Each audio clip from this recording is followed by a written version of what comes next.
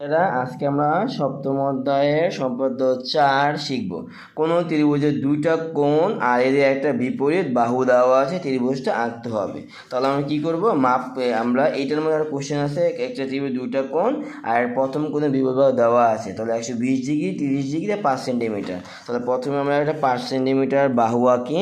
তাহলে আমরা কি করব, স্কেল দিয়ে 5 সেন্টিমিটার একটা বাহু আঁকবো।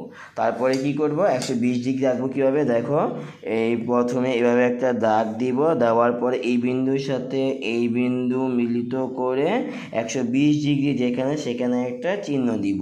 পরে আবার 30 ডিগ্রি সেমভাবে এবার 30 ডিগ্রি দিব। এই যে 30 ডিগ্রি, আমরা 30 ডিগ্রি এঁকে ফেললাম। এখন কি করব, এই বিন্দুর সাথে এই বিন্দু মিলিয়ে দিব। আবার এখন এখানে কি করব, এই বিন্দুর সাথে এই বিন্দু মিলিয়ে দিব। তারপরে কি করব, আমরা যে কোনো রশ্মি নিব, আমরা যে কোনো একটা রশ্মি কি নিব, যে কোনো রশ্মি বিডি নিব, যে কোনো রশ্মি বি আর ডি নিব। এটাকে দিব হলো এ, এটাকে দিব এ কোণ, এটাকে দিব বি কোণ।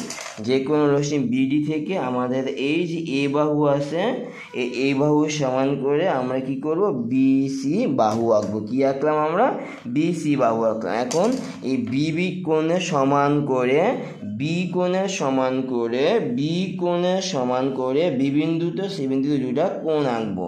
বি বিন্দুতে আর সি বিন্দুতে দুইটা কি আঁকবো, দুইটা কোণ আঁকবো।